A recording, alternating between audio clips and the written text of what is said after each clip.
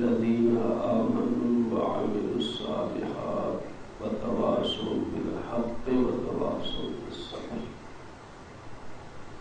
وقال الله تبارك وتقدس في كلامه على مقام آخر: ولا تقولوا لمن يقتل في سبيل الله أموات بل أحياء ولكن لا تشعرون. قال رسول الله صلى الله تعالى عليه وسلم: الحسين مني وأنا من الحسين. قال رسول الله صلى الله عليه وسلم: الحسن والحسين ريحانتاي من الدنيا. قال النبي صلى الله تعالى عليه وسلم: الحسن والحسين سيدا شباب أهل الجنة. صدق الله العظيم وصدق رسوله النبي الكريم ونحن على ذلك لمن الشاهدين والشاكرين والحمد لله رب العالمين. سامعین، حاضرین، مخاطبین، جب سے اس موضوع کو موضوع سمجھا، مقام اور مدحت اہل بیت کو، تو متعدد مقامات پر بہت سارے سوالات سامنے آئے، اور جب دیکھا، پرکھا، جستجو کی، تو سارے کے سارے سوال کا منبع ایک ہی کتاب ہے، محمود عباسی خارجی کی۔ اس کتاب سے سوالات لیتے ہیں اور ذہنوں کو الجھنوں میں ڈال دیتے ہیں۔ بعض کتابیں ایسی دیکھی جن کے اندر پہلے صفحے پر سیدنا امام حسین رضی اللہ تعالی عنہ کا نام بڑے ادب، احترام، تعظیم و توقیر کے ساتھ لکھا گیا ہے، صرف دھوکہ دینے کے لیے، اور اس سے آگے جو زہر گھولا گیا ہے، خدا کی پناہ۔ ایک کتاب میں نے پڑھی جس کا نام تھا مظلوم کربلا، تاکہ کوئی شخص اس کتاب کو، اس کا نام دیکھ کر یہ سمجھے کہ امام حسین رضی اللہ تعالی عنہ کے لیے یہ کتاب اور ان کے فضائل و مناقب، ان کے مصائب لکھے ہوئے ہوں گے، لیکن کتاب کا ٹائٹل مظلوم کربلا لکھا ہوا ہے، اور پوری کتاب کا جب مطالعہ کیا گیا تو یزید کو مظلوم ثابت کیا۔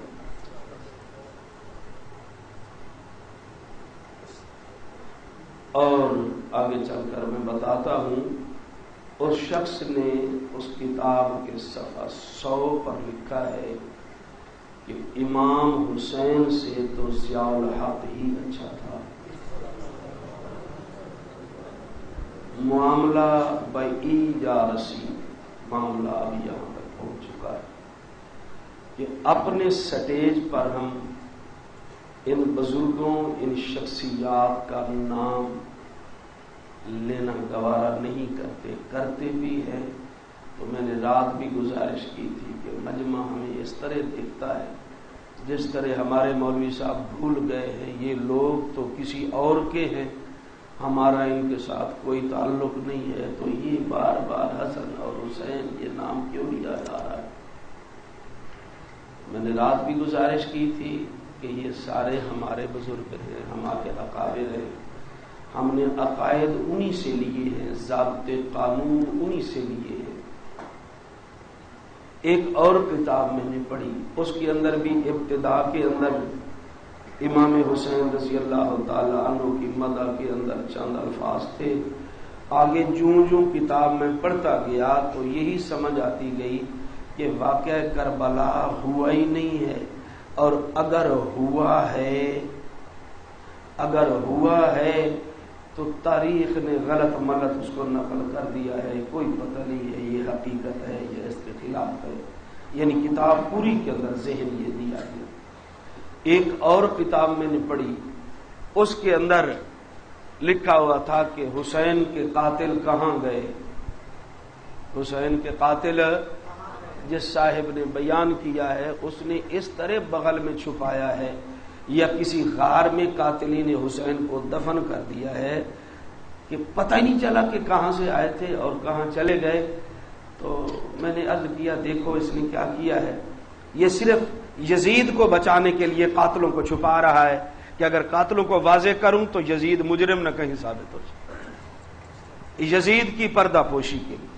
اور کبھی کہتا ہے یہ جو بیان کیا جاتا ہے یہ غلط ہے، تو میں عرض کر دیتا ہوں محمود عباسی خارجی ناسبی کراچی والا، اس نے امام حسین رضی اللہ تعالی عنہ پر جو حملے کیے ہیں ان میں سے پہلا حملہ یہ ہے کہ حسین صحابی نہیں ہے، پہلا حملہ امام حسین صحابی نہیں، اگر صحابیت سے خارج کر دینے میں وہ کامیاب ہو جاتا ہے، اگر صحابی بن جاتے ہیں تو قرآن اور حدیث میں جتنے مناقب صحابہ کے ہیں وہ سارے حسین کے بھی ہوں گے یا نہیں ہوں گے؟ اگر صحابی ثابت نہیں ہوتے تو پھر وہ مناقب اور وہ فضائل جو قرآن و حدیث میں صحابہ کے لیے ہیں ان سب کی نفی حسین سے ہو جائے گی اور حسین خالی ہو جائے گا ان سے۔ تو پہلا حملہ اس نے کیا کہ امام حسین کو صحابی نہ مننے دے کسی طرح، لیکن جس نے نبی پاک علیہ السلام کو ایک مرتبہ دیکھا ہو وہ تو صحابی ہے جو کندھوں پہ چڑھ کے کھیلا ہو۔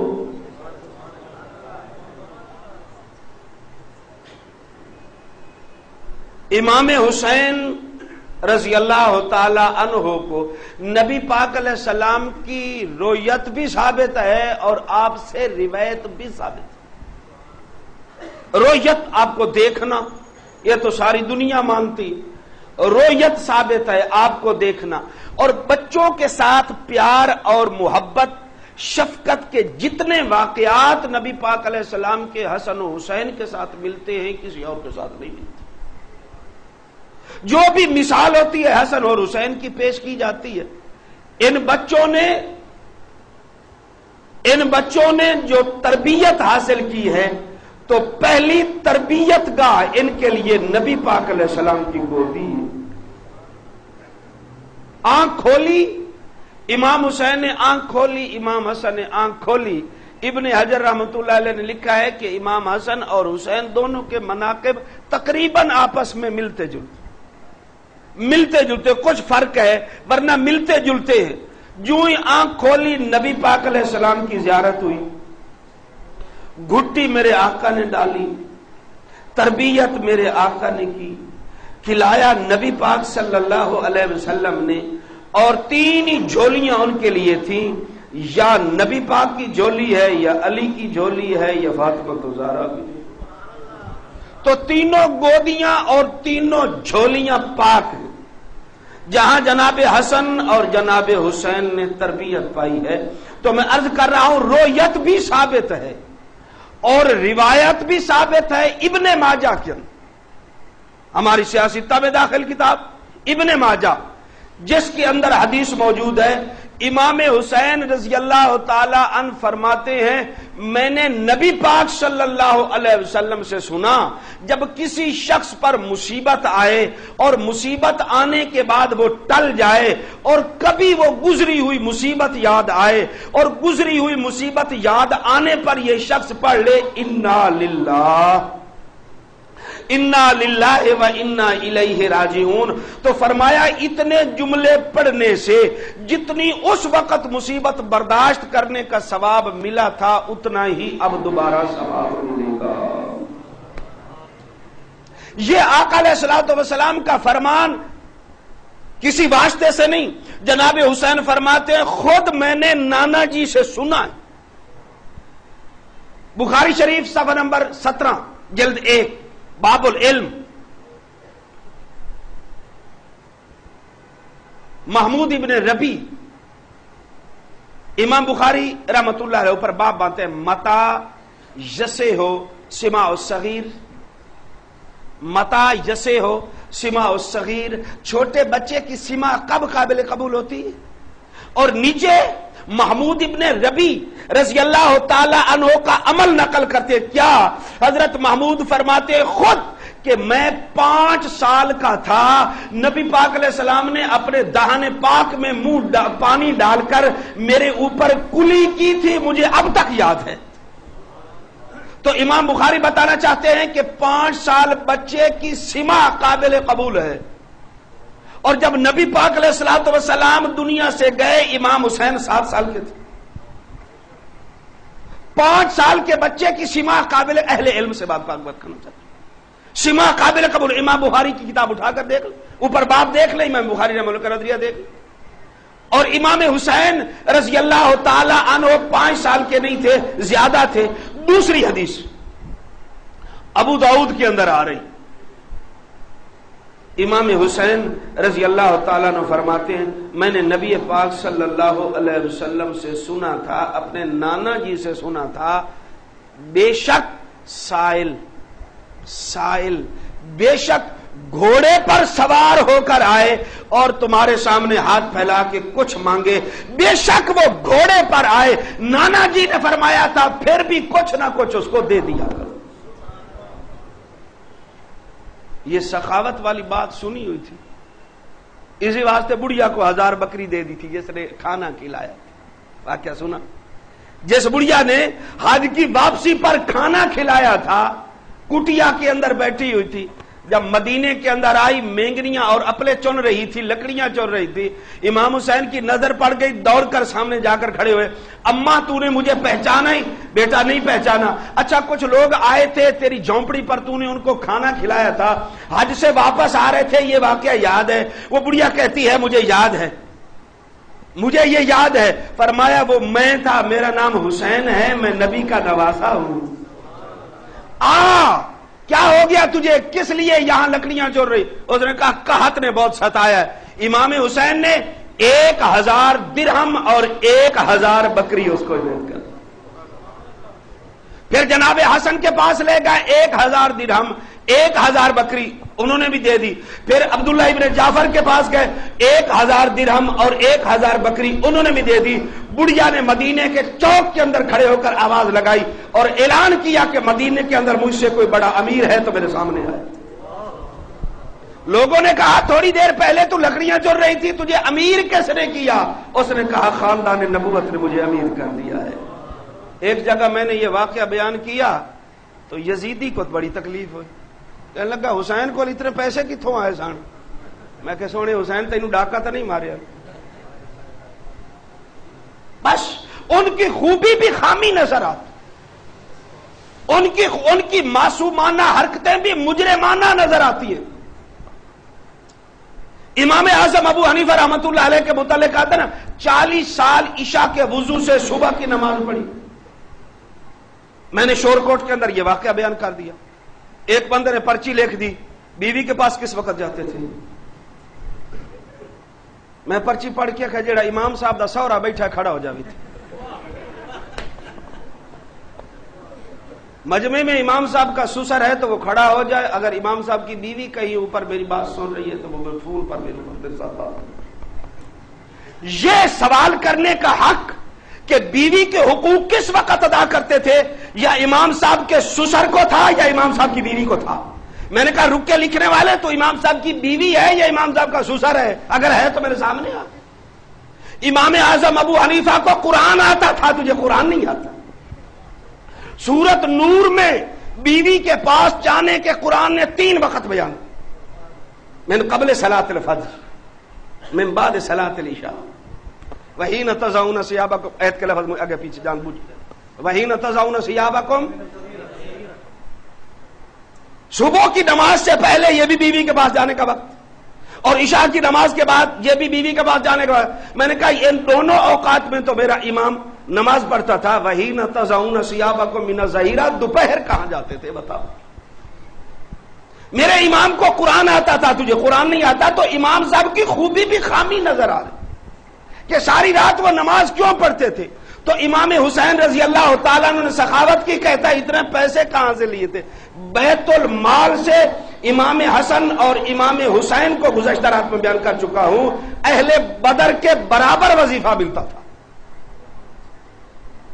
اور ماہانہ وظیفہ جو نہیں پہنچا امام حسن کے پاس، تاریخ الخلفاء اٹھا کر دیکھو، وظیفہ جب نہیں پہنچا تو رکا لکھنے لگے حضرت امیر معاویہ رضی اللہ تعالیٰ عنہ، قلم منگوائی، دوات منگوائی، لیکن خط لکھا نہیں ہے، رکا ٹھیک ہے، رکا لکھا نہیں ہے، لکھنے کا ارادہ کیا، تاریخ الخلفاء، السوائق المحرقہ و دیگر کتب، لکھا نہیں ہے، ارادہ تھا لکھنے کا، نیند آ گئی، نیند کے اندر نبی پاک صلی اللہ علیہ وسلم کی زیارت ہوئی۔ حسن کیا لکھ رہے تھے؟ جی وظیفہ نہیں پہنچا، اور ذرا تنگی ہے تو وہ لکھنا چاہتا تھا۔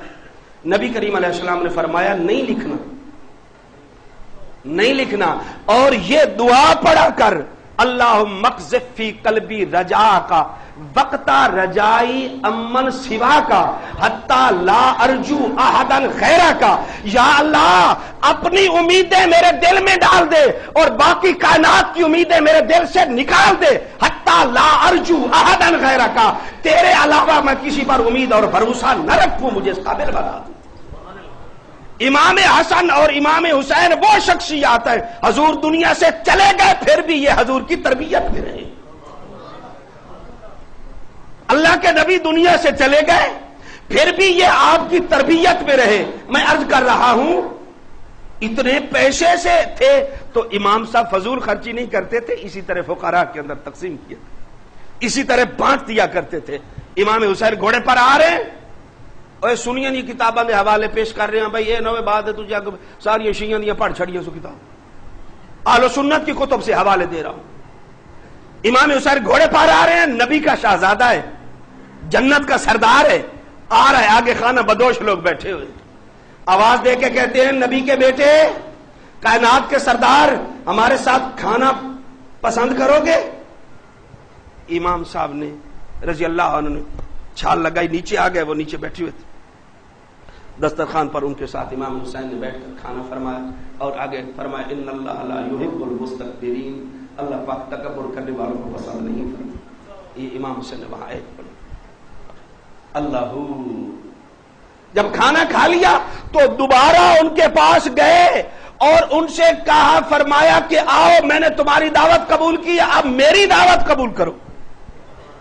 جتنے جھونپڑیوں والے تھے ان کو لے گئے اور گھر جا کر بی بی رباب سے کہا، رباب میرے مہمان آئے ہیں، کھانا تیار کر۔ یہ کام تھے، ان کی سیرتیں تو پڑھ کر دیکھو، ان کی سیرت تو پڑھ کر دیکھو۔ میں عرض کر رہا ہوں رویت بھی ثابت ہے اور روایت بھی، دونوں چیز، رویت بھی ثابت ہے اور روایت بھی ثابت ہے۔ اور اگلی بات، بعض دفعہ واقعہ کربلا یا شہدائے کربلا کا یہ مصائب اور مشکلات، ان چیزوں کا کہیں تذکرہ کیا جائے تو آگے ایک فوراً سوال آتا ہے، علماء کرام فوراً ایک سوال اٹھتا ہے کہ اس سے شیعہ کو تقویت ہوگی؟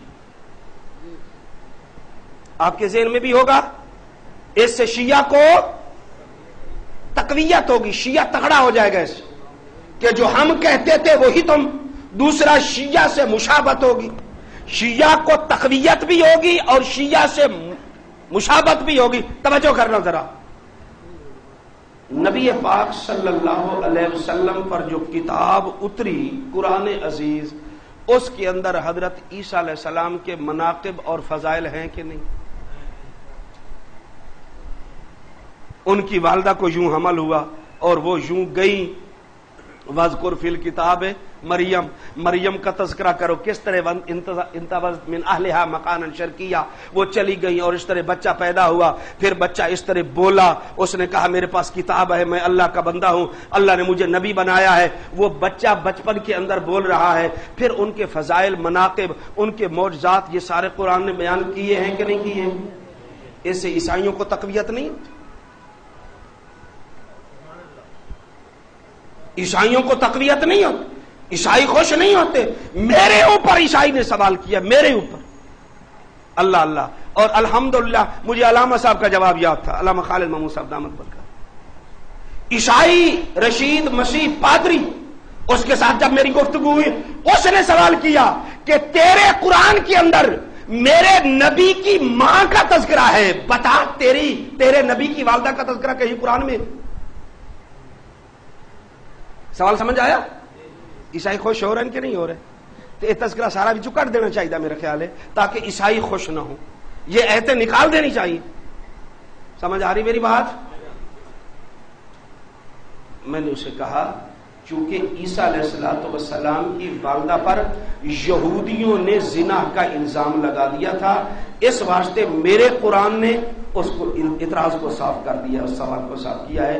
मोहम्मद मुस्तफा की वालदा पर न किसी ने इतराज किया है, न कुरान ने साफ किया।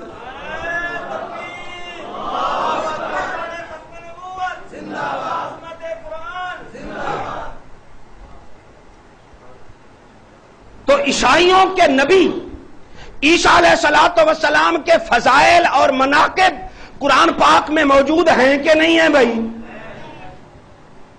कुरान पाक में मौजूद है। तो इससे ईसाइयों को तक़वियत हो रही है या ईसाइयत कमजोर हो रही है? कुरान पाक ने जनाबे ईसा के फजाइल और मनाकिब बयान करके ईसाइयत को कमजोर किया है। हम इमाम हुसैन के मनाकिब बयान करके शियत को तक़वियत नहीं देंगे, उनको कमजोर करेंगे। हम उनको कमजोर करेंगे। उनका जो हमारे ऊपर इतराज, हमारे ऊपर इश्काल है कि तुम जनाबे हुसैन को नहीं मानते, खत्म करेंगे। अगर बयान उनकी अजमत और शान नहीं करेंगे तो उनका कौल पक्का हो जाएगा, तक़वियत होगी, उनको यकीन हो जाएगा कि वाकई ये नहीं मानते, बयान जो नहीं करते। जब बयान करेंगे तो शियत कमजोर होगी, उनकी बात झूठी हो जाएगी। हजरत मूसा अलैहिस्सलाम के फजाइल और मनाकिब कुरान पाक के अंदर मौजूद है या नहीं? मूसा अलैहिस्सलाम ने डंडा फेंका, सांप बन गया, उठाया, फिर डंडा बन गया, डंडा मारा, पानी चिर गया, आगे निकल गए। मैदान तीह के अंदर ये हुआ। उनके फजाइल और मनाकिब और उनके मौजज़ात कुरान पाक में मौजूद हैं। यहूदियों का नबी है। अब बताओ कुरान ने यहूदियत को तक़वियत दी है या कमजोर की? मनाकिब बयान करके, मसालिक बयान करके नहीं, मनाकिब बयान करके। जब मनाकिब बयान करके जो कमजोर करने का तरीका, किसी को कमजोर करने का तरीका हमें कुरान बता रहा है, हम उसी जरिए से दुश्मन को कमजोर करेंगे, उसी तरीके से दुश्मन को कमजोर करेंगे। पहला सवाल तो ये था। और दूसरा ये है कि शिया से मुशाबत हो जाती। क्या होती है? मुशाबत के लफ्ज़ से भी बड़ा नाजायज फायदा उठाया गया है। हजरत थानवी रहमहुल्लाह ने फरमाया कि जिनको तशब्बो और तशाबो के अंदर फर्क नहीं पता, वही तशब्बो का माना बिगाड़ लेते। तशब्बो और होता है, तशब्बो ये है कि हमारे अंदर वो चीज नहीं, हम किसी की बात को अपना रहे हो। और तशाबो वो है कि एक ही शख्सियत है, उसके साथ वो भी प्यार कर रहे हैं, हम भी कर रहे हैं। ये तशब्बो नहीं, तशाबो है। हजरत थानवी ने 5वीं जल्द के अंदर लिखा, इमदादुल फतावा के अंदर फरमाया, ये तशब्बो नहीं बल्कि क्या है भाई? तशब्बो नहीं बल्कि क्या है? तशाबो है कि एक ही हस्ती है, उसको वो भी मान रहे, हम भी मान। अगली बात सुने जरा, अगली बात सुने। नबी पाक सल्लल्लाहु अलैहि वसल्लम जब मदीना पाक में तशरीफ लाए तो यहूदी रोजा रखते थे 10 मुहर्रम का। कौन कौन कौन? यहूदी रखते थे। आका अलैहिस्सलाम ने यहूदी से पूछा रोजा क्यों रखते? आगे यहूदी ने बताया कि 10 मुहर्रम को जनाब मूसा अलैहिस्सलाम और उसकी सारी कौम को अल्लाह ने नजात दी थी। फिरौन गर्क हो गया था। फिरौन के गर्क होने की खुशी में और जनाब मूसा की नजात की खुशी में हम रोजा रखते हैं। تو یہ ایک تاریخی بات تھی نا. یہ کیا تھا؟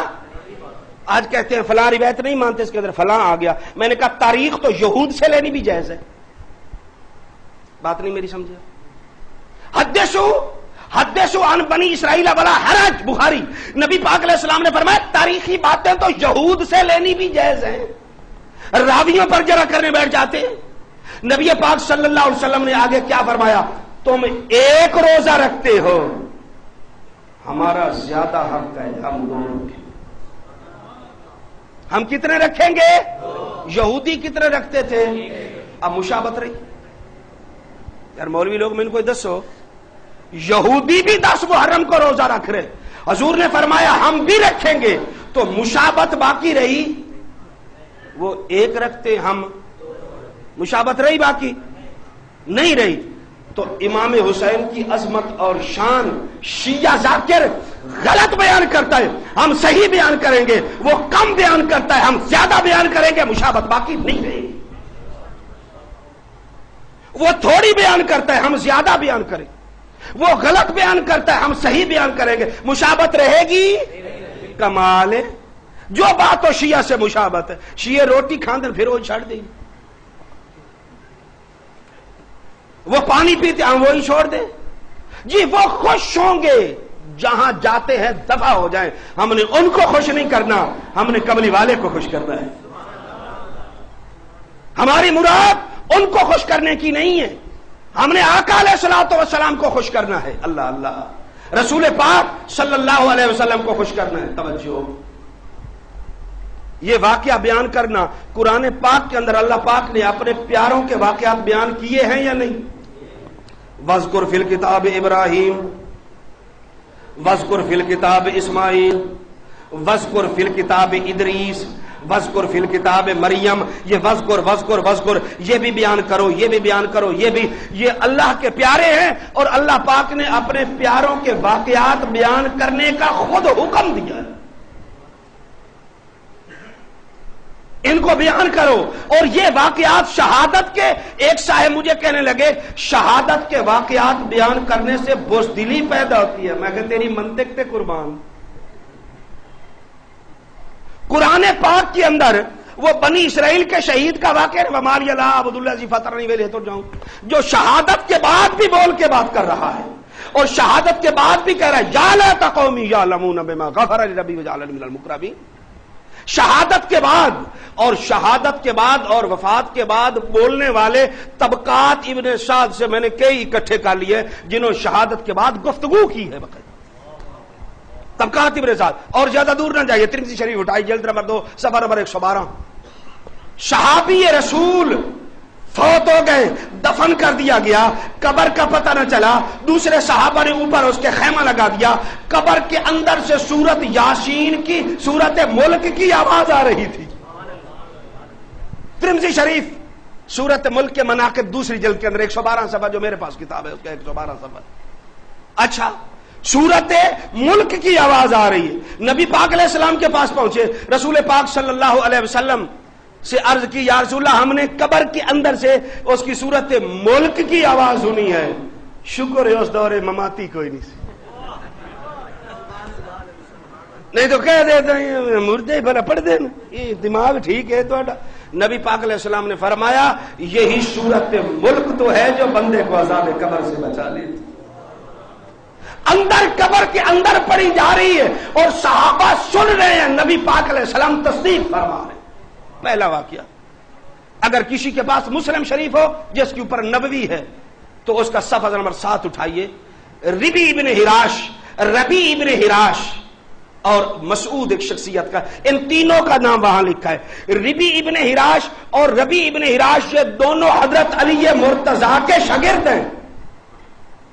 اوپر مقدمہ مسلم دیکھی، حضرت علی مرتضیٰ کے، اور قسم اٹھا رکھی تھی کہ جب تک ہمیں یہ نہیں پتا چل جائے گا ہم جنتی ہیں تو ہم زندگی میں کبھی مسکرائیں گے نہیں.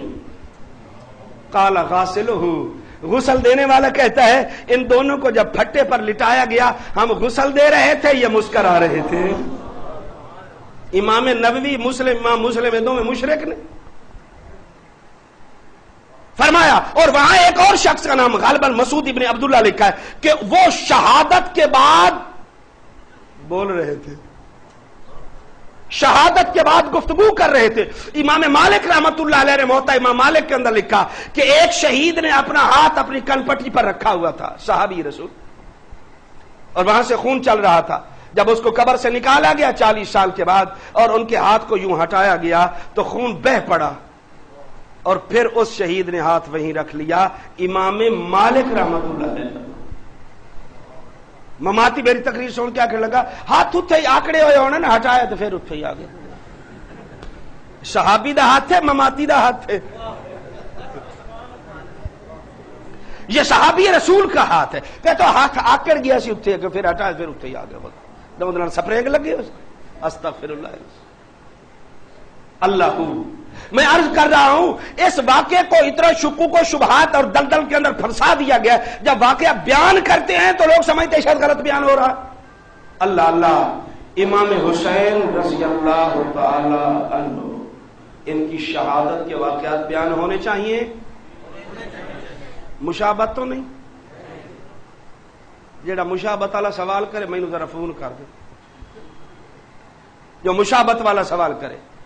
مدینہ پاک سے ہجرت کر رہے، مدینہ پاک سے ہجرت کر رہے. نبی پاک علیہ السلام نے رات کو ہجرت کی، حسین نے بھی رات کو ہجرت کی.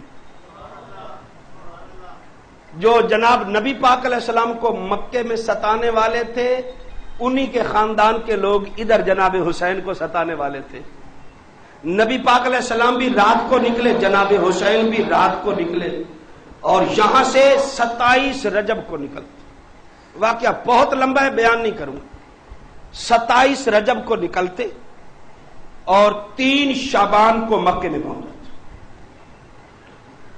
شعبان، رمضان، ذوالقعدہ، ذوالحجہ کی 8 کو پھر وہاں سے کوفے نکلتے. یہ 4 مہینے وہاں رہے، 3 یا جتنے 3.5 مہینے بنتا. وہاں سے پھر کوفے کی طرف نکلتے ہیں کیونکہ کوفے والوں کے خط آ گئے تھے، کوفے والوں کے خط آ گئے تھے. اب خطوط کی حقیقت آپ کے سامنے واضح کرتا ہوں. یہ خط کیا تھے جو آپ کے ذہن میں جو سنا ہوا ہے آج بالکل اس کو الٹ بات کر. خط کس نے لکھے تھے؟ کنہوں نے لکھے تھے؟ کوفے والوں نے. یہی مشہور ہے نا کہ کوفے والوں نے خط لکھے تھے. ساری تاریخ غلط ہو سکتی ہے، حضرت ابن عباس کا قول غلط نہیں ہو سکتا. ابن اسیر کے اندر لکھا ہوا ہے حضرت نے خط لکھا ابن عباس نے یزید کو، اور اس کے اندر لکھا کہ یاد رکھ یہ خط کوفے والوں نے نہیں لکھے، یہ تو نے لکھوائے ہیں حسین کو مکے سے نکالنے کے لیے. خط کیسے نے لکھوائے تھے؟ کیسے نے لکھوائے تھے؟ پتا تھا مکے کے اندر بھی مقابلہ مشکل ہے، مدینے کے اندر بھی مشکل ہے، نواسہ رسول کو کسی طریقے سے باہر نکالو. خط لکھے گئے، باہر نکلے، اب راستے کے اندر گھیر لیا. اور محرم کی 2 تاریخ کو وہاں پہنچے کربلا کے اندر.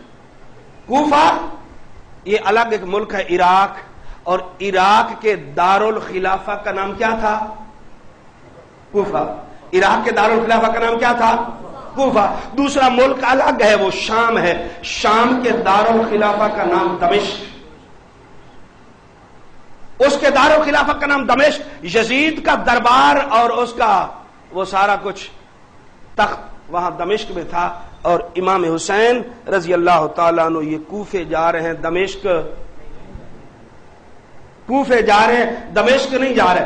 اور میدان کربلا میں کب پہنچے؟ 2 محرم کو. چلے کب؟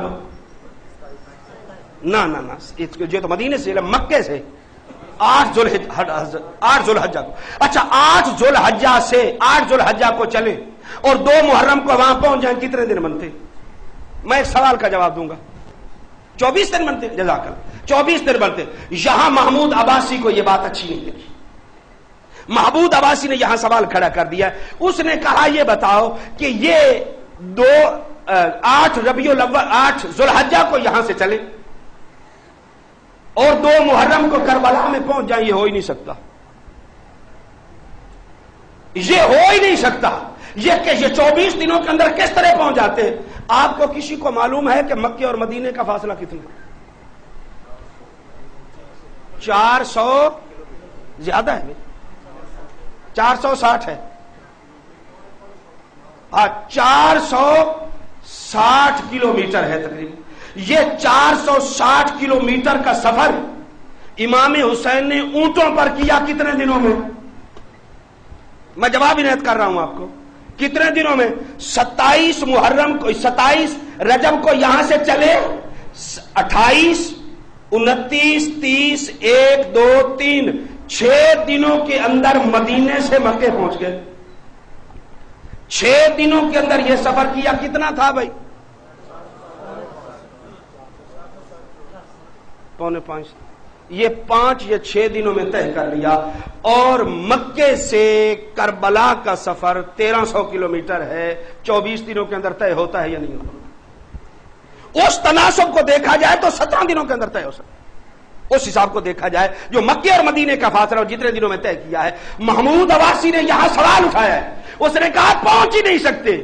میں نے کہا پہنچ نہیں سکتے تو شہید پھر کس طرح ہو گئے؟ وہاں شہید کسی اور جگہ کیا اور وہاں سے اٹھا کر وہاں پھینک دیا؟ نا نا نا نا، یہاں اگر 5 یا 6 دنوں میں مکے اور مدینے کا سفر ہو سکتا ہے، کوفے اور مکے کا سفر اس تناسب سے 17 دنوں میں ہو سکتا ہے۔ اور میرے امام کے پاس 24 دن ہیں۔ کتنے دن ہیں بھائی؟ 24 دنوں کے اندر پہنچ سکتے ہیں یا نہیں؟ وہ اپنا حساب لگا رہا ہے، راستے کے اندر روٹی بھی کھائی ہوگی، راستے کے اندر بیٹھے بھی ہوں گے، راستے کے اندر بھائی جو کچھ بھی کیا تھا میرا امام پہنچ گیا۔ سمجھ آ رہی بات؟ امام وہاں پہنچ گئے۔ پہلا اعتراض میں نے جواب عرض کر دیا ہے۔ دوسرا سوال کہ امام حسین نے جہاد کا آغاز مدینے سے کیوں نہیں کیا؟ خارجیوں کا، ناسبیوں کا بہت بڑا اعتراض، امام حسین نے جہاد کا آغاز مدینہ پاک سے کیوں نہیں کیا؟ تو جواباً عرض کرتا ہوں 2 چیزوں کے لیے، یزید کی نفرت، مدینے کی محبت۔ یزید کی نفرت، مدینے کی محبت کا تقاضا یہ تھا کہ جنگ مدینے میں نہ چھیڑی جائے۔ جنگ مدینے کے اندر حضرت عثمان غنی رضی اللہ تعالیٰ عنہ آخر دور تک صحابہ پوچھتے رہے جنگ کرے، فرمایا مدینہ ہے۔ آپ کی جان جا رہی، فرمایا جان چلی جائے مدینے کا نقصان نہ ہو۔ حضرت عثمان غنی رضی اللہ تعالیٰ عنہ اور امام حسین رضی اللہ تعالیٰ عنہ نے بھی مدینے کے اندر جنگ کا آغاز نہیں کیا، کیونکہ مدینہ ہے اور یہاں سے نکلے، اس لیے نکلے کہ یزید کی نفرت تھی، یہ یزیدی لوگ مجھے یہاں تنگ کریں گے اور میرا دائرہ تنگ کر دیں گے۔ پہلا سوال میں نے اس کا جواب دے دیا۔ اور دوسرا سوال محمد حسین نیلوی، مماتی ناسبی خارجی سرگوتنی، اس نے اٹھایا اپنی کتاب مظلوم کربلا کے اندر۔ وہ کہتا ہے، صفحہ 100 کے اوپر لکھتا ہے، توجہ، 8 ذی الحجہ کو لوگ احرام باندھ کے مینا کی طرف حج کو جا رہے ہوتے ہیں، حسین نے یہ فریضہ حج کیوں چھوڑا اور کربلا کیوں گئے؟ حج فرض ہے نا، تو امام حسین نے حج کو چھوڑ دیا۔ امام حسین اس وادی کے اندر پیر تو رکھ کے دیکھو کہ آپ پر کتنے اشکال ہوتے، حج کو چھوڑا اتنی بڑی نیکی کو، اور خلافت کے لیے چل پڑے، حکومت کے لیے چل پڑے۔ جناب حسین رضی اللہ تعالیٰ عنہ، توجہ کر، جواب عرض کرتا ہوں، اس سے پہلے میرا حسین 25 حج کر چکا ہے۔ کسی خارجی تک اگر یہ میری کیسٹ اور میری آواز پہنچے، نوٹ کرے، امام حسین رضی اللہ تعالیٰ عنہ اس سے پہلے کتنے حج کر چکے ہیں؟ زندگی میں کتنے فرض ہیں علماء کرام؟ 1 حج فرض وہ میرے حسین نے کر لیا، باقی 24 حج نفلی ادا کر چکے ہیں۔ اب اگر حج کرتے ہیں تو وہ فرضی ہوگا یا نفلی ہوگا؟ بولو بولو بولو بولو، نفلی ہوگا۔ اگر میرا حسین اب حج کرتا ہے تو وہ نفلی ہوگا، اور یزید کے ظلم کی چکی سے حضور کی امت کو نکالنا یہ فرض تھا، حسین نے نفل کو چھوڑا ہے، حسین فرض کی طرف جا رہا ہے۔ آج تجھے شریعت کا پتہ چل گیا ہے، اور جس نے شریعت کی گود کے اندر آنکھ کھولی ہے اس کو شریعت کا پتہ نہیں تھا. کتنے ظالم ہیں لوگ، امام پر اتنا بڑا بہتان لگا دیتے ہیں کہ جی حج کو چھوڑ دیا تھا اور خلافت لینے کے لیے گئے تھے. خلافت اور یہ حب جاہ نہیں، ولایت کا ادنا درجہ علماء کرام، ولایت کا ادنا درجہ یہ ہے کہ دل سے حب جاہ بھی نکل جائے، حب مال بھی نکل جائے. ولایت کا ادنا درجہ. اور صحابی ولایت کے ادنے درجے پر نہیں ہوتا، ولایت کے اعلی درجے پر ہوتا ہے، اعلی درجہ پر ہوتا ہے. حسین ولایت کے اعلی درجے پر تھے، ان کے دل کے اندر یہ حب جاہ اور حب مال یہ کہاں سے آ سکتا ہے؟ ان کے دل کے اندر یہ بات نہیں آ سکتی. امام حسین تخریب کے لیے نہیں گئے تھے، تعمیر کے لیے گئے تھے. امام حسین جنگ کے لیے نہیں گئے تھے، امن کے لیے گئے تھے. مٹتی ہوئی سنت کو دوبارہ بحال کرنے کے لیے گئے تھے. اور امام حسین نے یہ مطالبہ کیوں کیا؟ یوسف علیہ السلام نے کیوں کیا؟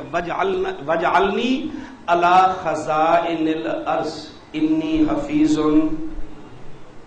اللہ سے کہہ رہے ہیں یا اللہ مینو بنا نا ذرا حاکم. میں پوچھا حفیظ، امانت دار بھی ہوں، علیم صاحب علم بھی ہوں. حرام یہ ہے حلال یہ ہے، حرام یہ ہے حلال یہ ہے. تو جب طالوت کو بنی اسرائیل کے لیے بادشاہ منتخب کیا گیا طالوت کو، تو آگے سے انہوں نے بھلا کیا کہا تھا؟ انہوں نے بھلا کیا کہا تھا؟ انا یکون لہ الملک علینا ولم یؤت سعۃ من المال، ولم یؤت سعۃ من المال. اس کے پاس کار کوٹھی پیسہ ویسا تو ہے کوئی نہیں، تو یہ بادشاہ کس طرح بن سکتا ہے؟ آگے اللہ نے جواب دیا زادہ بسطۃ فی العلم والجسم. بادشاہت کے لیے مال کی ضرورت نہیں ہے، علم دین کی ضرورت. کس کی ضرورت ہے بھائی؟ علم کی. اور علم ریٹ کیٹ والا نہیں، علم دین. یہ جو ہمارے بادشاہ بنے بیٹھے ہیں کل ہو واللہ ہی نہیں ہوندی پڑھنی، یا مر جاؤ تو کی نہیں. سورت اخلاص نہیں آتی، بسم اللہ نہیں آتی. ہمارے سربراہ ہے ایک صاحب کا بیان آیا، یہ مولوی ایم اے کی سند اٹھائے پھرتے ہیں، اپنے نام کے سپیلنگ نہیں آتے. ہمیں سپیلنگ نہ آئے تو جنت میں رکاوٹ نہیں بنے گی. تجھے قل ہو واللہ نہ آئی تو فرشتے پھر طبیعت صاف کر دیں گے. کوئی بات نہیں، ہمیں سپیلنگ نہیں آتی. کیا بات ہے؟ کیا ہوا؟ اللہ دو. میں عرض کر رہا ہوں بادشاہت کے لیے بسطتن فی العلم فی العلم فی العلم تفسیر مظہری اٹھا کر دیکھیں. قاضی ثناء اللہ پانی پتی رحمت اللہ علیہ کیا ہے؟ بسطتن فی العلم، صاحب علم ہو.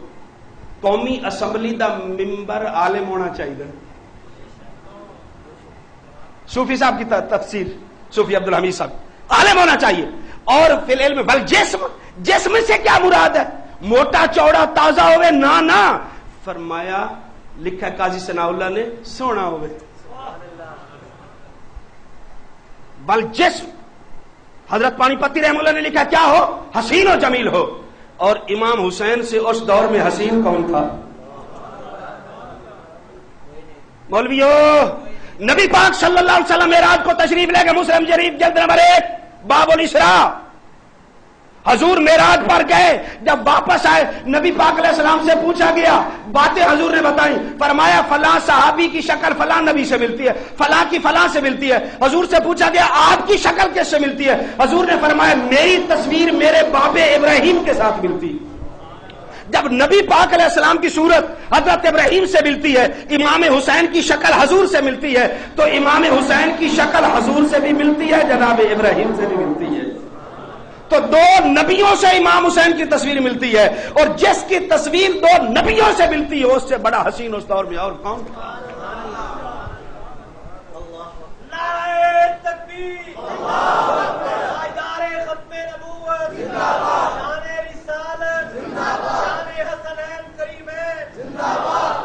عبداللہ ابن عباس کو حضور نے 1 مرتبہ دبایا، سارا قرآن کا علم اس سینے سے اس سینے میں منتقل ہو گیا. حسین کو کتنی مرتبہ دبایا ہے؟ حسین کو کتنی مرتبہ اٹھایا؟ حسین کو کتنی مرتبہ زبان چسائی کہ لے جا سارا علم، لے جا سارا علم. حسین سے اس دور میں نہ کوئی بڑا عالم تھا، نہ حسین سے زیادہ کوئی حسین تھا. یہ دو شرطیں قرآن کی دیکھی جائیں تو حسین سے زیادہ بادشاہت، سرداری اور اس خلافت کا مستحق اور کوئی نہیں تھا. خلافت راشدہ تو ختم ہو چکی امام حسن پر، جو 30 سال حضور نے بتائے تھے. اب خلافت عادلہ قائم کرنے کے لیے جا رہے تھے. کس کے لیے جا رہے تھے؟ خلافت عادلہ. خلافت عادلہ قائم کرنے کے واسطے جا رہے تھے. خلافت عادلہ کے واسطے جا رہے تھے. تو بعض لوگ یہ کہہ دیتے ہیں حسین نے خروج کیوں کیا؟ بہت ساری وجوہات علماء نے بیان کی ہیں، لیکن میں وہ وجہ بیان کرتا ہوں جو امام حسین نے اپنے بیٹے زین العابدین کو راستے میں بتائی تھی. امام زین العابدین نے پوچھا ابا جی صحابہ نے منع کیا ہے، ہم کیوں جا رہے ہیں؟ فرمایا ما حدثت بها احدا وما انا محدث بها حتى القى ربي عز وجل. بیٹا بتانے کی حاجت تو نہیں تھی، اور جب تک میں خدا سے نہ مل جاؤں میں بتانا ہی نہیں چاہتا تھا، لیکن میں تجھے بتا دیتا ہوں انی رأیت رسول اللہ صلی اللہ علیہ وسلم فی المنام وقد امرنی بامر وانا قاصد له. میں خود نہیں جا رہا، میرے نانے نے مجھے بھیجا ہے اور یہ حضور کا آرڈر ہے. اور بہت ساری وجوہات علماء نے لکھی. ایک، میں جا رہا ہوں اور نبی پاک علیہ السلام خواب میں آ جائیں تو حضور ہی ہوتے ہیں. حضور خواب میں آ جائیں تو حضور ہی ہوتے ہیں. حضرت ابراہیم علیہ السلام کو حضرت ابراہیم علیہ السلام نے خواب میں دیکھا تھا بیٹے کو ذبح کر رہے ہیں، وہ بھی قربانی خواب پر تھی، یہ قربانی بھی خواب پر ہے. وہاں خواب دیکھنے والا نبی تھا، یہاں خواب میں آنے والا نبی.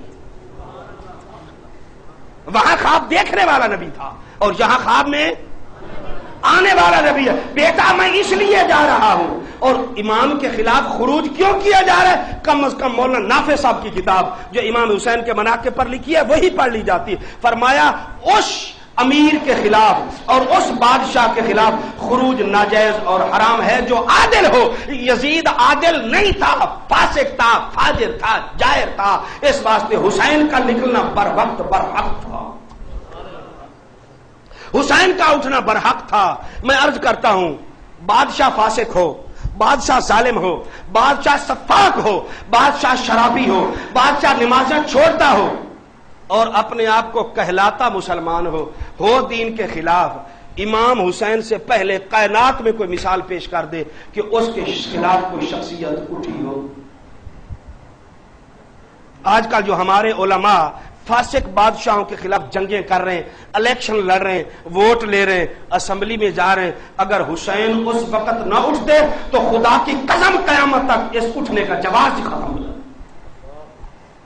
سب سے پہلے امام حسین اٹھے، فاسق فاجر سفاک قاتل شرابی زانی کے خلاف اٹھے. میں ویسے لفظ نہیں بول رہا ہوں، 3 تاریخ کو آ رہا ہے میں بتاؤں گا. مولانا سرفراز خان صاحب صفدر رحمت اللہ تعالی علیہ جیسا معتدل القلم انسان، معتدل اللسان انسان، جس نے کبھی اعتدال کے آگے پیچھے قلم کو نہیں گھمایا، وہ بھی لکھ رہے ہیں تبریر النواظر کے اندر. فرماتے ہیں یزید وہ تھا جو حرم کے اندر بیٹھ کر شراب بھی پیتا تھا، زنا بھی. مولانا سرفراز خان صاحب اٹھے. اب اس کے خلاف کون اٹھے؟ حسین ہی اٹھے گا. حسین ہی اٹھے گا جس زبان نے نبی کی زبان کو چوسا تھا وہ غلط آدمی کی تصدیق نہیں کر سکتی.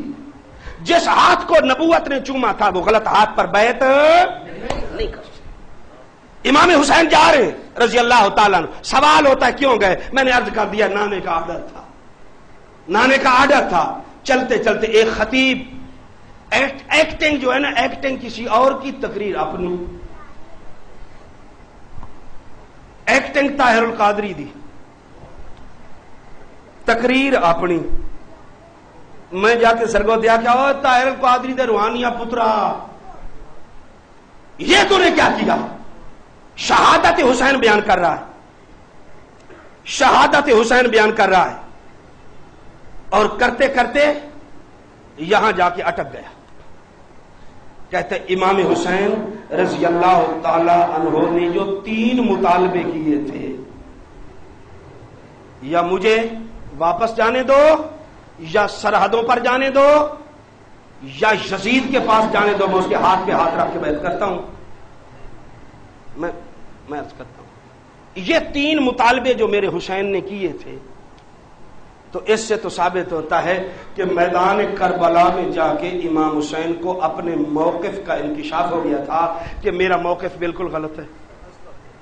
اور پھر یہاں برسا ہے وہ خوب مقرر صاحب، وہ برسا ہے کہ حسین کو پتہ چل گیا کہ میرا موقف غلط ہے، میرا نظریہ غلط ہے، میرا سفر غلط ہے، یہ میرا جو کچھ کر رہا ہوں یہ سارا کچھ غلط ہے، اسی لیے تو کہہ رہے ہیں کہ مجھے لے چلو یزید کے پاس، میں اس کے ہاتھ پہ ہاتھ رکھ کے بیعت کرتا ہوں۔ اگر اپنا موقف غلط سمجھ نہ آتا تو بیعت کی بات ہی نہ کرتے۔ کتنا بڑا ظلم! جہاں یہ بات لکھی ہوئی ہے وہاں آگے اس کا جواب بھی لکھا ہوا ہے، افتؤمنون ببعض الکتاب وتکفرون ببعض، وہی آگے اس کا جواب لکھا ہے۔ اچھا بھائی، کبھی کبھی افواہیں پھیل جاتی ہیں کہ نہیں پھیل جاتی؟ غلط پھیل جاتی ہے۔ اب نہیں، حضور علیہ السلام کے دور میں بھی افواہ پھیل گئی، کیا کہ حضور نے اپنی بیویوں کو طلاق دے دی۔ جو حدیث کا مطالعہ رکھنے والے، تفسیر کی کتب کا حوالہ رکھنے والے، سیرت کی کتب کا ترجمہ اور سیرت کی کتب کا مطالعہ رکھنے والے جو ہیں، ان کو پتہ ہے کہ یہ بات، یہ افواہ پھیل گئی حضور کے دور کے اندر کہ نبی پاک علیہ السلام نے اپنی بیویوں کو، حضرت فاروق اعظم نے فرمایا حضور سے جا کر پوچھ لیتے ہیں یہ کون سی بات ہے، پورے شہر میں بات دم گئی۔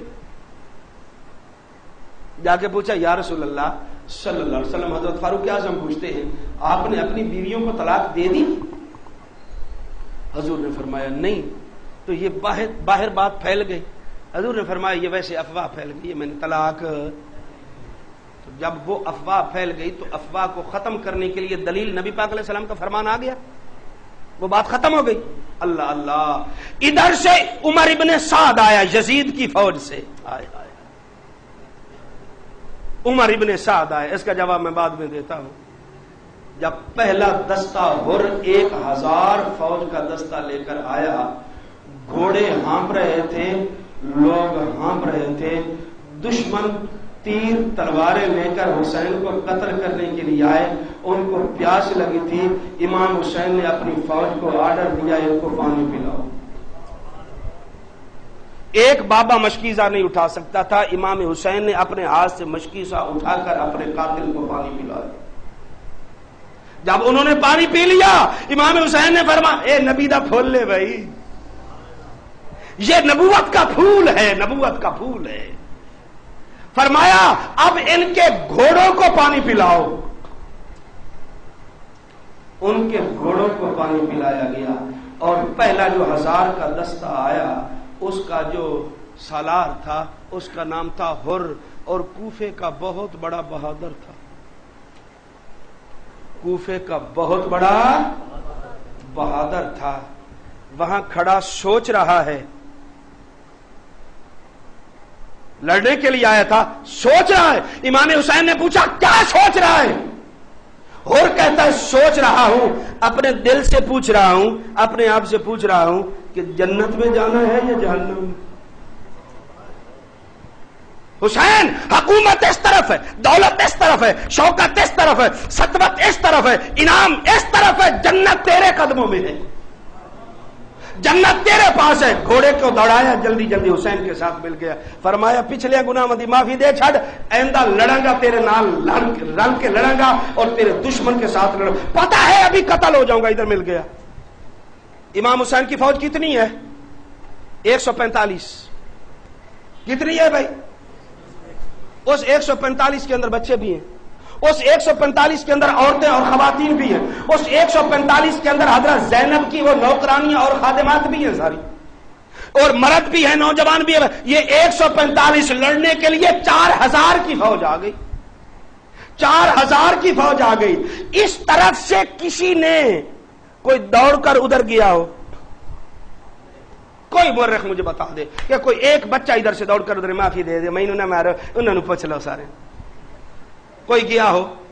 کسی عورت نے معافی مانگی ہو ہمیں چھوڑ دو، خدا کے لیے معاف کر دو؟ کسی مرد نے معافی؟ 145 افراد ہیں، بڑے بچے عورتیں سب مل کر، کوئی ادھر سے ادھر نہیں گیا، ادھر سے دوڑ کر ادھر آئے ہیں۔ صداقت کا تو یہی سے پتہ چلتا ہے. لوگ کہتے ہیں کہ امام حسین کے ساتھ صحابی کوئی نہیں لڑا. تاریخ کی کتابیں اٹھا کر دیکھو, حضرت انس بن حارث رضی اللہ تعالیٰ عنہ امام حسین کے ساتھ مل کر لڑے اور میدان کربلا کے اندر شہید ہو.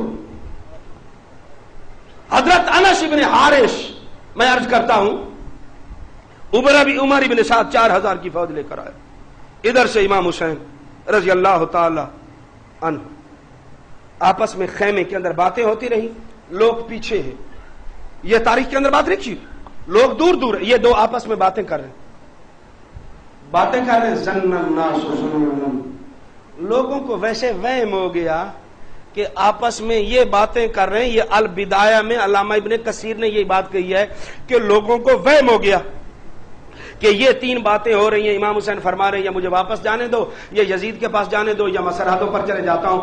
یہ وہم پھیل گیا, یہ افواہ پھیل گئی. پھر اس افواہ کو صاف کس نے کیا؟ اس افواہ کو صاف کس نے کیا؟ وہی لکھا ہوا عقبہ بن سمعان رحمت اللہ تعالی علیہ, بی بی رباب کا غلام ہے. رباب امام حسین کی بیوی ہے, جس سے اولاد سکینہ اور اصغر ہے. علی اکبر کی والدہ کا نام آمنہ ہے. حضرت امیر معاویہ کی بھانجی ہے. وہ اور ہے, یہ اور ہے.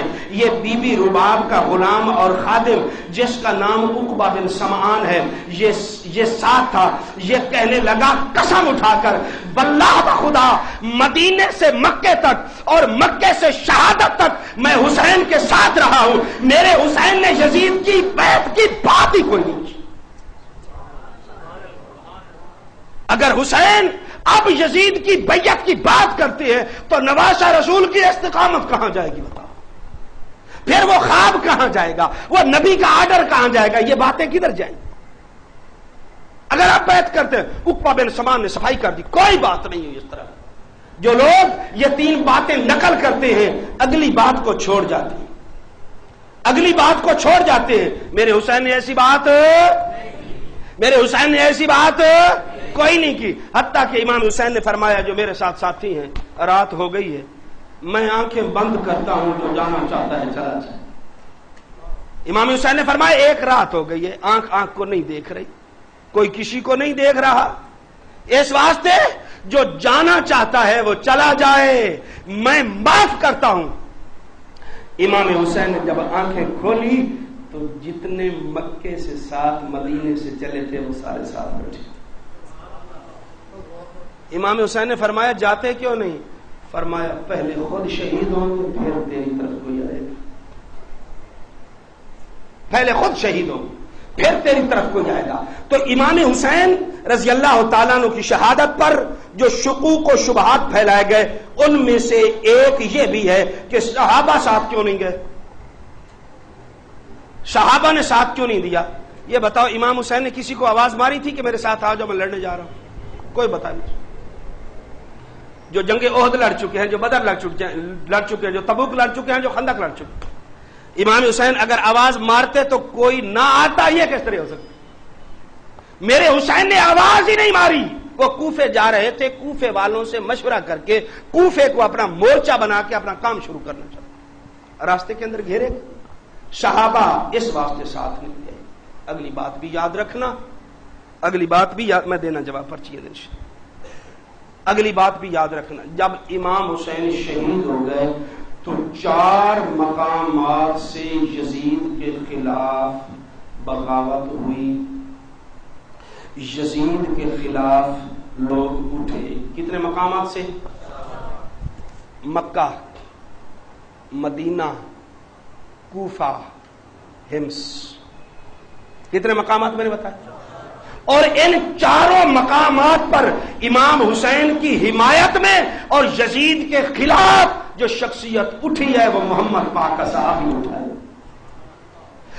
مدینے کے اندر عبداللہ ابن حنظلہ رضی اللہ تعالی عنہ اٹھے یزید کے خلاف, اور فرمایا اب بھی اگر ہم نہیں اٹھتے تو آسمان سے ہمارے اوپر پتھروں کی بارش برسی. مکے میں حضرت عبداللہ ابن زبیر رضی اللہ تعالی, اور کوفے کے اندر حضرت سلیمان ابن سرد رضی اللہ تعالیٰ عنہ. ایک جاہل شخص نے لکھ دیا سلیمان ابن سرد کو منافق.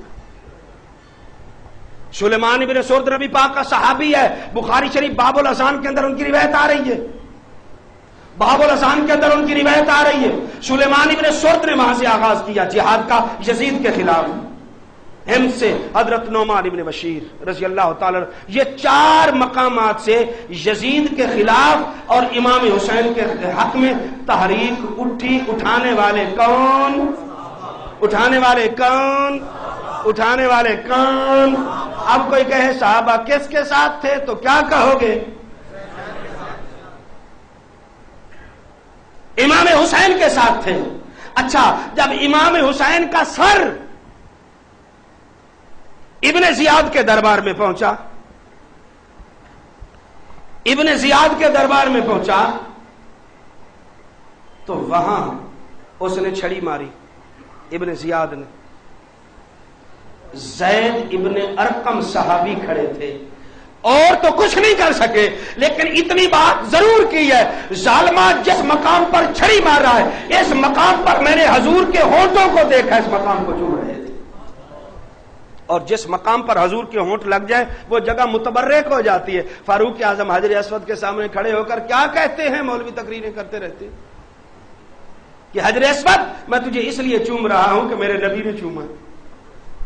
اچھا، حضرت ام سلیم رضی اللہ تعالیٰ عنہ، طبقات ابن سعد کے حوالے سے بات کر رہا ہوں، حضرت ام سلیم کے گھر نبی پاک صلی اللہ علیہ وسلم پہنچے اور آپ کے گھر ایک مشک لٹکی ہوئی تھی، حضور نے مشک کو منہ لگا کے پانی پیا۔ ام سلیم وہ خاتون ہے جو حضور کا پسینہ جمع کیا کرتی تھی، مشک کا منہ کاٹ کر اپنی پیٹی کے اندر رکھ لیا۔ پوچھا گیا مشک کا منہ کیوں کاٹا؟ کہنے لگی یہ برکت والی جگہ کہیں اور بھی ہمیں بھلا میسر آ سکتی۔ تو جس جگہ پر نبوت کے ہونٹ لگ جائیں وہ تو قابل احترام ہو جاتی۔ حضرت کبشہ رضی اللہ عنہ، باب الاشربہ مشکات، باب الاشربہ مشکات حوالہ دیکھ لینا جا۔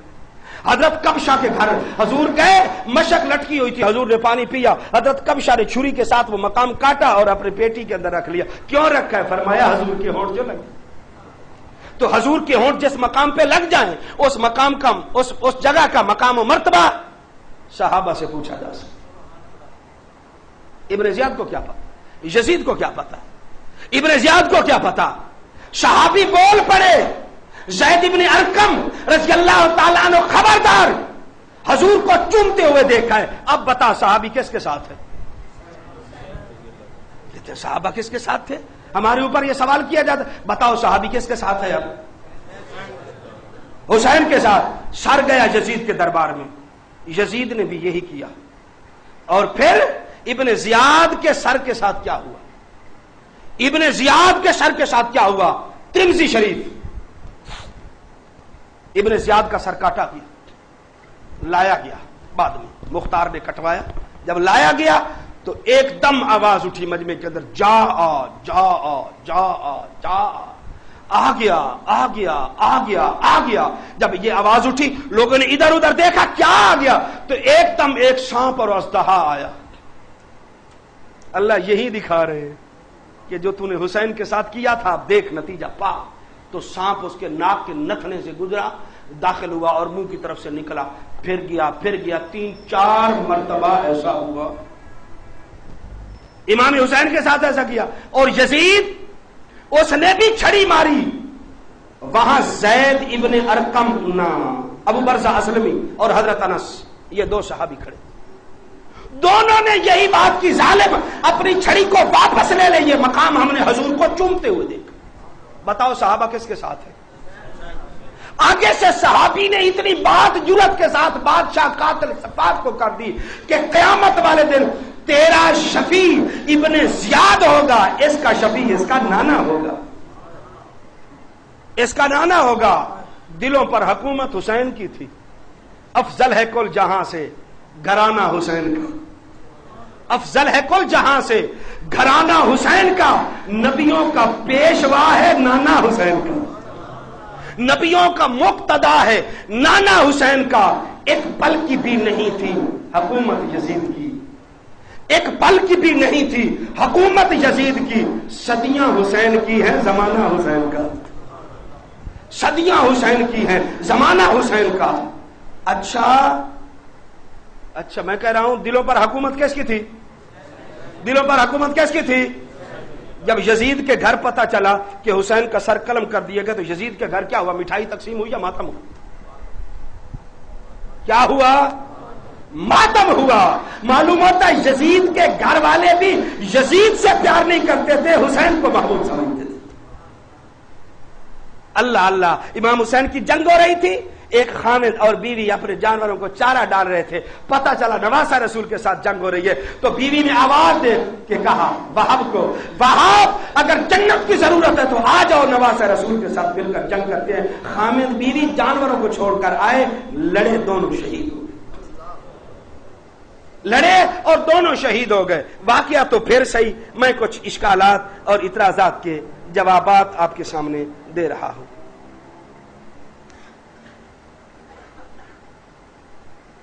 ایک چیلنج ہے، میں عرض کرتا ہوں، وہ چیلنج یہ ہے کہ یزیدیوں سے، ناصبیوں سے ہمارا چیلنج ہے کہ امام حسین کے مقابلے میں کوئی ایک صحابی دکھا دے کہ لڑا ہوا۔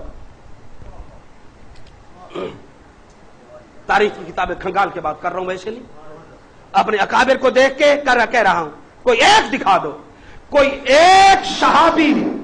رافضی بھی یہی کہتے ہیں کہ صحابہ نے حسین کو مارا تھا، اور خارجی اور ناصبی یہی کہتے ہیں کہ صحابہ حسین کے مخالف تھے۔ میں دونوں کو چیلنج کرتا ہوں، میدان کربلا میں کوئی ایک صحابی دکھا دیجیے۔ حسین کی جماعت کے اندر تو ہیں، یزید کے ساتھ، یزید کو تو ڈانٹ رہے ہیں، یزید کی تو بےعزتی کر رہے ہیں کہ تو یہ کیا کر رہا ہے۔ کوئی ایک صحابی بھی نہیں تھا۔ تو ایک شخص کو جوش آ گیا، مجھے فون کرتا ہے، عمر ابن سعد، یہ کون تھا؟ یہ عمر ابن سعد کون تھا؟ میں نے کہا صحابی تھا۔ کہتا ہاں جی۔ میں کہ تیرے مطالعے تو میں قربان جاؤں۔ بخاری شریف کے اندر 7 مقام پر حدیث آ رہی ہے، 7 مقام پر حدیث آ رہی ہے، 7 مقام پر بخاری میں حدیث آ رہی ہے کہ حجۃ الوداع کے موقع پر یہ سعد ابن ابی وقاص کا بیٹا ہے، عمر ابن سعد، یہ سعد ابن ابی وقاص بیمار تھے حجۃ الوداع کے موقع پر، اور نبی پاک علیہ السلام ان کی تیمارداری کے لیے آئے۔ تو کہتا ہے یا رسول اللہ میری ایک ہی بیٹی ہے، میں اگر مر گیا تو میری میراث تقسیم کس طرح ہوگی؟ گل نہیں سمجھ آئی تو حجۃ الوداع کے موقع پر سعد ابن ابی وقاص کی ایک ہی بیٹی تھی، عمر ابن سعد پیدا نہیں، امی دے پیٹ چ کوئی نہیں سی، تو صحابی کس طرح بن گیا؟ اور حجۃ الوداع کے بعد حضور 2 مہینے تو زندہ رہے، اس وقت تو اس کو ماں نے ابھی پیٹ میں جنم بھی نہیں دیا تھا، علوق بھی اس کا نہیں ہوا تھا، تو یہ صحابی کس طرح بن گیا؟ میں کہہ رہا ہوں بخاری شریف میں 7 مرتبہ یہ حدیث آ رہی ہے کہ عمر ابن سعد کے باپ سعد ابن ابی وقاص رضی اللہ تعالی عنہ یہ کہہ رہے ہیں کہ میری ایک ہی بیٹی ہے، اگر میں مر گیا تو میراث کس سے تقسیم ہوگی؟ تو یہ حضور کے بعد پیدا ہونے والا شخص صحابی بن سکتا ہے؟ جو چاہے تیرا حسن کرشمہ ساز کرے، جس کو تو چاہے صحابی بناتا چلا جائے۔ او بھائی عمر ابن سعد صحابی نہیں ہے، صحابی نہیں ہے۔ تو ہمارا چیلنج برقرار ہے کہ امام حسین کے مقابلے میں کوئی صحابی، ہمارا چیلنج ہے کہ امام حسین کی فوج سے کوئی بندہ یزید کی طرف نہیں گیا، یزید کی طرف نہیں گیا۔ اور اس بات کو جب مٹانا ہو تو فوراً کہہ دیتے ہیں 2 شہزادوں کی لڑائی تھی۔ کیا تھا؟ امام حسین تو شہزادہ ہے، یزید شہزادہ۔ کمال ہے، ہم نے اس سے لینا پتنی کیا ہے؟ وہ پتنی ہمارا کیا لگتا ہے؟ پتنی اسے اچھا حسین والے پاس سے تو جنت پکی ہے کہ نہیں بھائی؟ تھوڑے بندے بولے ہوئے، امام حسین کی طرف تو جنت پکی ہے، تو اللہ ہمارا حشر امام حسین کے ساتھ فرما۔ جو یزیدی ہیں وہ دعا کیا کریں کہ ہمارا حشر یزید کے ساتھ ہو، ہم تو نہیں کرتے۔ جو جدے بھی گیا چلو تسی بھی جاؤ پہ خیر ہے، جہاں بھی گیا تم بھی جاؤ۔ ایک جگہ میں بیان کرنے کے لیے گیا تو ایک ڈاکٹر صاحب آ گئے، تو ڈاکٹر صاحب اس علاقے کا چیمپئن تھا، مولویوں کو خراب کرتا تھا، جو بھی آتا کوئی سوال کوئی سوال کوئی سوال، بہ گیا تو میرے اوپر بھی سوال شروع کر دیے۔ مولوی لوگ تماشا ویکھے اندر میں مولوی آج ڈگدا کیویں، لوگوں دلائل دی ضرورت کرے، لوگ ادھر میں مولوی لڑتے کیویں نہ، بس ویکھ لئی تماشا، لوگ آ گئے، اس کے پرستار بھی آ گئے، اور جنہوں نے مجھے بلایا تھا وہ بھی آ گئے. یزید کے متعلق آپ کا کیا خیال ہے؟ میں نے کہا یزید کے متعلق میرا وہی خیال ہے جو میرے امام حسین کا خیال تھا. ٹھیک ہے جواب، میرا وہی جواب ہے، میرا وہی خیال ہے جو امام حسین کا. اچھا میں نے کہا تیرا یزید کے بارے میں کیا خیال ہے؟ میں نے کہا تیرا یزید، میں نے کہا اچھا، لمبی بات کرنے لگا. میں نے کہا یار سارے دعا کرو. اس نے بھی ہاتھ اٹھا لی. میں نے کہا میں دعا کرتا ہوں اللہ میرا حشر حسین کے ساتھ کرے، تیرا یزید کے ساتھ کرے. آمین نہیں کہی. دال کالا کالا ہے کہ کوئی نہ بھائی؟ دال ساری کالی ہے، شاہ سڑی پئی ہے. میں نے کہا آمین کہو، کہتا نہیں کہتا. میں نے کہا اس کا مطلب ہے یزید کے جنتی ہونے پر تجھے بھی اگلا جو بیان 3 تاریخ کو آ رہا ہے وہ سارا یزید پر کروں گا، اس لیے اس کی طرف میں نہیں آ رہا تھا، اس کی طرف نہیں آ رہا. اللہ اللہ اللہ اللہ اللہ اللہ، کون سا سوال باقی رہ گیا بھائی؟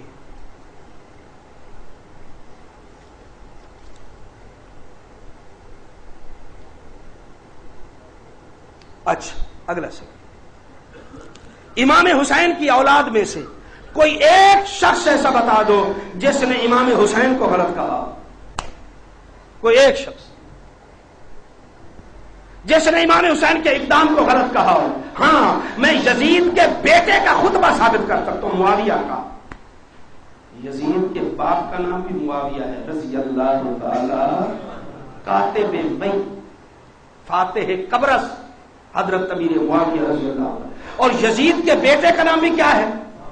جب خلافت پر ان کو لایا گیا تو یہ ممبر پر چڑھ کر کھڑے ہو گئے اور کہنے لگے لوگوں اسی خلافت نے میرے باپ کو جہنم میں پہنچایا ہے، اور اسی خلافت کے لالچ کے اندر میرے باپ نے حسین کو شہید کروایا.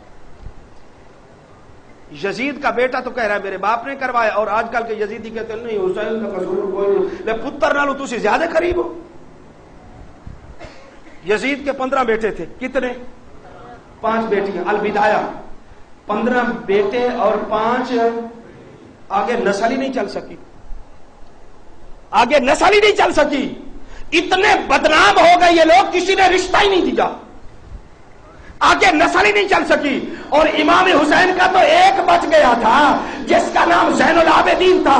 ہر شہر، ہر علاقے، ہر ملک، ہر قریہ، ہر ضلع کے اندر آج بھی حسین کی اولاد موجود ہے.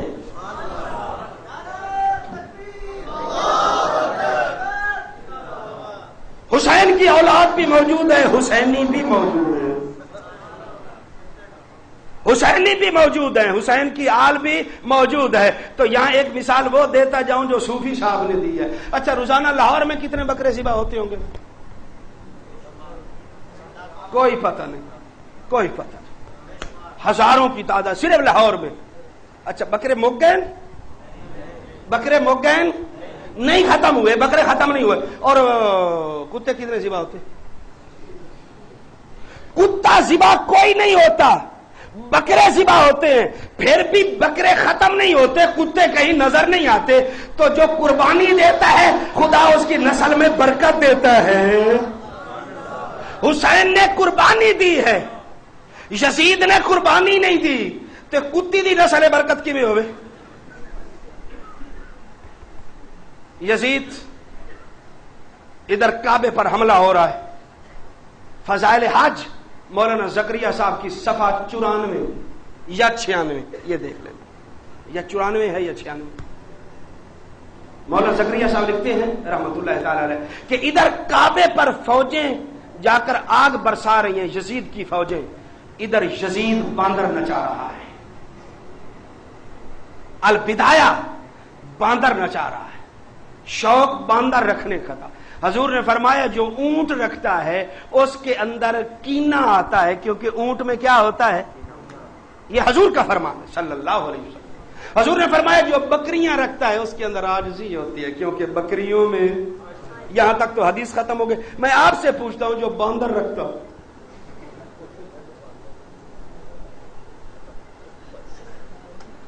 جو ریچھ رکھتا ہو، باندر اور الو اور یہ دوسرا کیا نام اور چیتے، یہ ان کو لڑاتا ہو، اور باندر باندری کو نچا رہا تھا. बांदरी के सर पर टोपी, नवासा रसूल का पानी बंद है और बांदरी को सोने की टोपी पहनाई और उसको नचा रहा है। वो बड़ी तकड़ी थी बांदरी, बड़ी तकड़ी, बड़ी तकड़ी। इधर काबे पर फौजें जा रही हैं, हमला कर रही हैं, बांदरी ने घोड़े के ऊपर से छलांग लगाई और यजीद को एक ही चक डाला है, फिर उस वक्त छोड़ा है जब सांस उसकी खत्म हो। मैं जहानिया मंडी जाके तकरीर की थी, मैं क्या जिंदाबाद बांदरी जिंदाबाद। चक भी किसी ऐसी जाते पाया ही बजेड़ा, ऐसी जगह पर उसने चक डाला, दांत ऐसी जगह पर, और उस वक्त छोड़ा जब उसकी मौत आ गई। हुसैन तो मर्दों के साथ लड़के शहीद हुआ और तू बांदरी दा बड़े होया मेरे हुसैन नाल मुकाबला कर सकता? बांदरियों का कटा हुआ मेरे हुसैन के साथ मुकाबला कर सकता है? अब दो पर्ची दरूद पाक पढ़ो।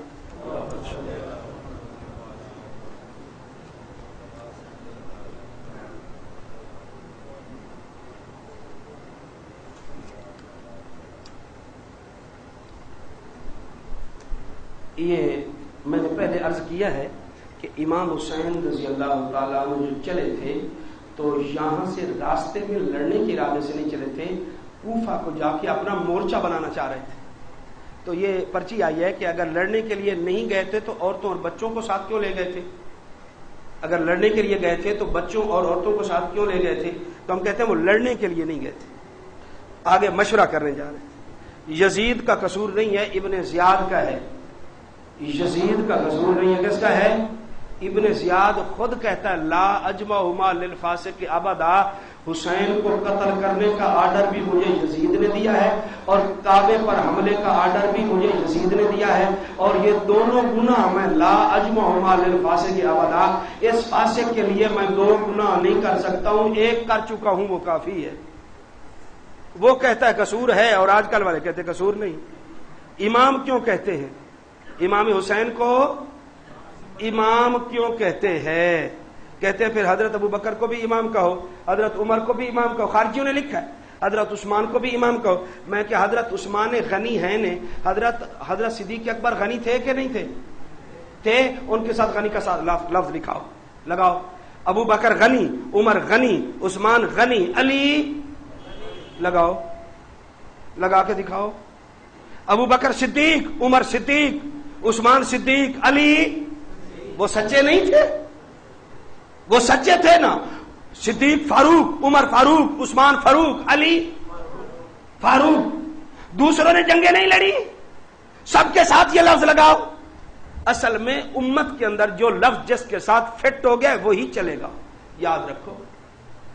खुलफाए राशिदीन के साथ नबी के खलीफे, नबी के खुलफाए राशिदीन, ये कितने प्यारे लफ्ज हैं। इमाम हुसैन को इमाम इसलिए कहा जाता है कि मैदान करबला के अंदर जोहर की नमाज पढ़ाई और यजीदियों ने भी पढ़ी थी। यजीदियों ने इमाम के पीछे नमाज पढ़ी, फिर तीर सीधे कर लिए। मैं आजकल कहता हूं जो बंदा किसी इमाम के पीछे नमाज पढ़ के फिर उस इमाम की मुखालफत करे, इसका कहीं यजीद के साथ तो ताल्लुक नहीं। पहले इमाम के पीछे नमाज ना पढ़ लेते, फिर गीबत शुरू कर देंगे। ये मौलवी साहब गड्डी किथों लईए? ये मौलवी साहब कार, मौलवियों का काम है गड्डियां ते चढ़ना, तो मैं कि साड़ी किस्मत खोती लिखी हुई। मौलवी गड्डी ते चढ़ पे तो होए होए होए होए क्यामत आ गई। होए काटन दा सूट, एक बंदा एक मौलवी दे पिछू नमाज ना पढ़िया कि काटन दे सूट पांदा है। मैं कि कल भाईया बोरी दा पा के आई हो, पेट च कुलंज उठी गया जे मौलवी दी चिट्टी टोपी वेख ले। यजीदियों ने भी नमाज पढ़ ली थी और फिर तीर सीधे किए। इमाम के पीछे नमाज पढ़ के इमाम के खिलाफ बातें न किया करना, वरना यजीद के साथ मिला हो जाओ। ये अमीर मुआविया रजी अल्लाह ताला यजीद की बैत क्यों ली, ये अगले सवाल मेरा जो है ये आगे जा रहा है अगली नशिस्त में इंशाअल्लाह। ये इसका ताल्लुक अगली नशिस्त के साथ है। हदीस के मुताबिक दो लश्करों पर अल्लाह ने जन्नत वाजिब कर दी है। जो रूम की दारुल हुकूमत पर हमला करेगा मुसलमानों का, ये भी अगली नशिस्त के अंदर जो यजीद के अंदर आ रही इंशाअल्लाह। ये मैंने जानबूझ के छोड़ दिया चीज। अल्लाह ताला अमल की तौफीक अता फरमाए। अल्लाह पाक अहल बैत की मोहब्बत हमारे दिलों में मौजूद फरमाए। अच्छा भाई, تذکرے ہونے چاہیے امام حسین کے، جلسے ہونے چاہیے. اچھا 10 محرم نو اگر امام حسین تے جلسہ کر لے بدعت تا نہیں کدھر نہیں مت ہو. امام حسین سفر کے اندر شہید ہوئے یا ربیع الاول کے اندر؟ بھئی جب شہید ہوئے اسی وقت ان کو یاد آئیں گے نا. جب اس وقت یاد آئیں گے تو انہیں کی کانفرنسیں کریں گے انشاءاللہ الحمدللہ، اور مجھ دشمن کو منہ توڑ جواب دیں گے کہ حسینی تم نہیں ہو، حسینی اللہم صلی علی سیدنا و مولانا محمد وعلی آل سیدنا و مولانا محمد وبارک وسلم وصلی علیہ. اللہم ربنا آتنا فی الدنیا حسنۃ وفی الآخرۃ حسنۃ وقنا عذاب النار. ربنا ظلمنا انفسنا وَإِن لَّمْ تَغْفِرْ لَنَا وَتَرْحَمْنَا لَنَكُونَنَّ مِنَ الْخَاسِرِينَ. یا اللہ مساجد اور مدارس کو آباد فرما. یا اللہ صحابہ کرام کی محبت میں اضافہ فرما. یا اللہ اہل بیت آل رسول کی محبت میں اضافہ فرما. یا اللہ ان کے تذکرے بار بار کرنے کی توفیق عطا فرما. یا اللہ ہمیشہ ان شخصیات کا ہمیں دفاع کرنے کی توفیق عطا فرما. یا اللہ جس بھائی پر قرضہ ہے تو اپنی رحمت سے اس کا قرضہ دور فرما. یا اللہ جو الجھن، جو مصیبت، جو مشکل سمجھتا ہے سب سے بڑی، یا اللہ جس بھائی کی جو مشکل مصیبت ہے یا اللہ اس کی پریشانی کو دور فرما. ہماری مشکلات آسان فرما، ہماری پریشانیوں کو دور فرما. یا اللہ اس مسجد کو دن دگنی رات چوگنی ترقی عطا فرما. یا اللہ جتنے ہمارے مدارس ہیں سب کو آباد فرما. یا اللہ شیطان کے اڈوں کو برباد فرما. یا اللہ ہمیں رزق وافر اور رزق حلال عطا فرما. یا اللہ حلال کا لقمہ نصیب فرما، حرام اور ذلت کے لقمے سے محفوظ فرما. یا اللہ